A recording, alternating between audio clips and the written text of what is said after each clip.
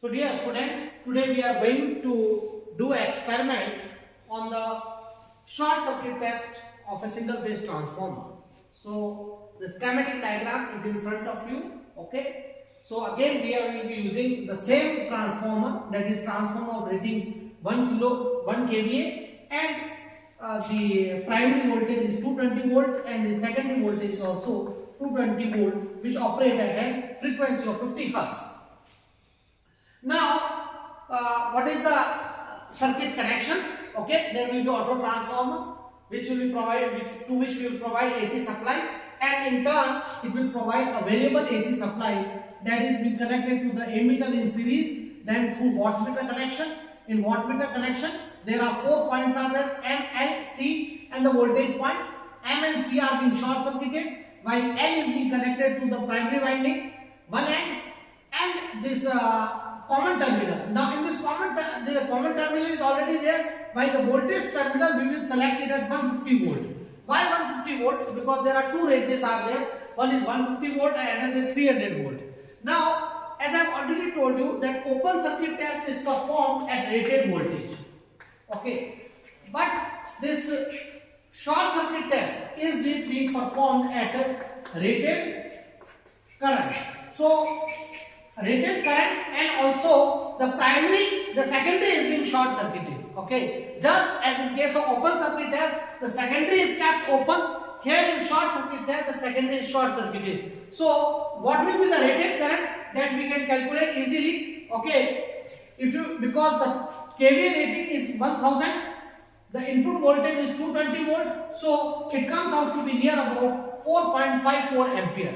So this is the rated current which will flow in the primary circuit, and we will move our variac, that is the dial of the auto transformer, in such a way that we will stop it when the ammeter will reach near about 5.4 ampere.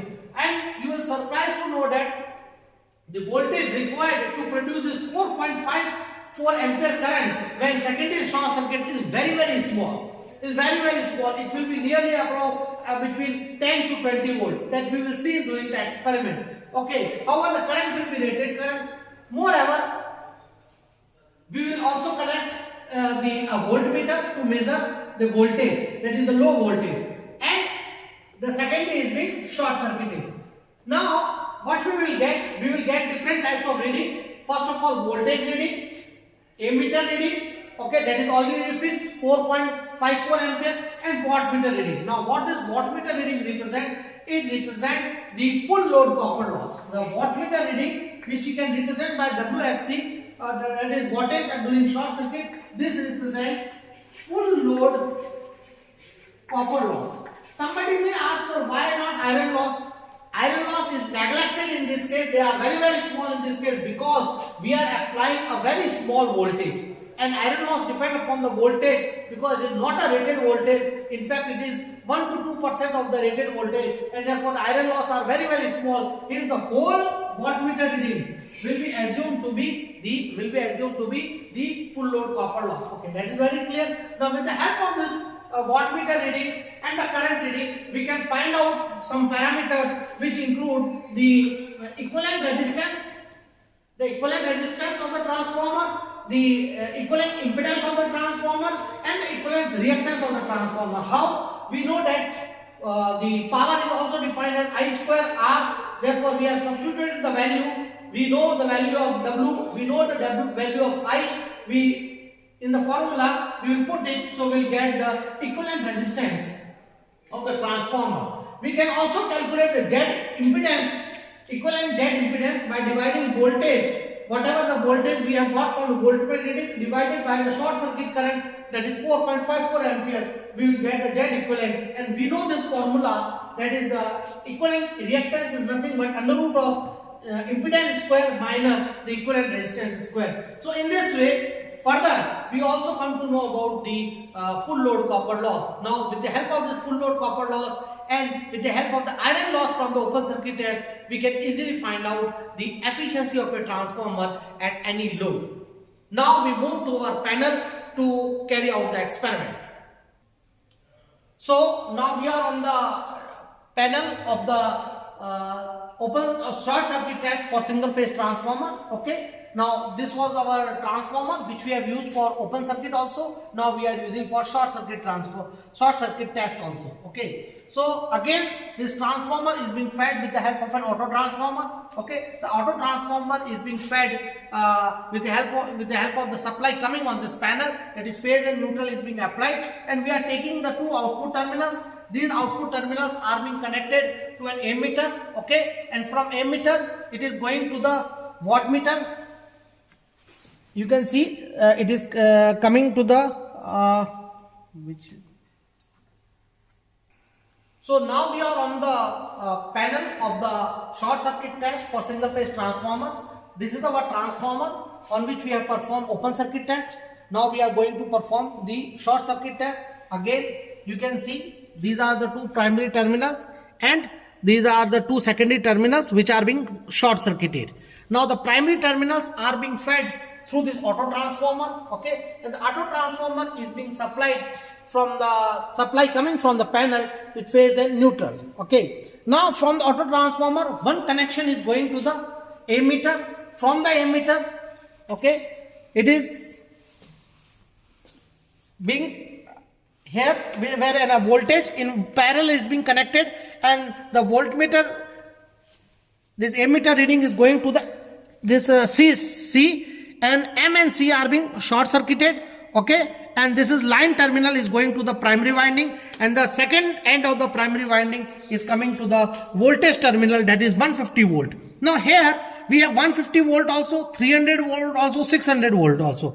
In order to get an accurate result, we are using 150 volt because the voltage applied in getting a rated current is very small. It will be 10 to 20 volt. So that is why we are making this connection not on 300 volt or 600 volt but on 150 volt. So this is all about the connection.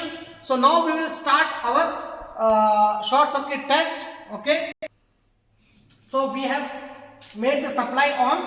Okay, you can see that the voltage is very less. So we have, in order to make it readable, we have connected a multimeter also. So in multimeter you can see the 6 volt is there. Okay, and in the ammeter that is available on the panel, you can see near about 4.5 ampere current is flowing through it. Okay, now comes to the wattmeter reading. In the wattmeter reading, it is approximately 14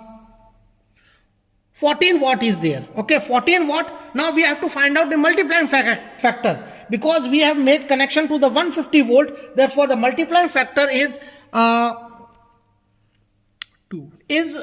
Here it is written 2. So now I will show you the observation table. What you will write in the observation table.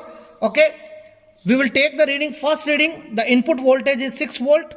Okay, and the input current is rated current, that is 4.5 ampere, and the wattmeter reading is 14 into 4, that is 56 watt.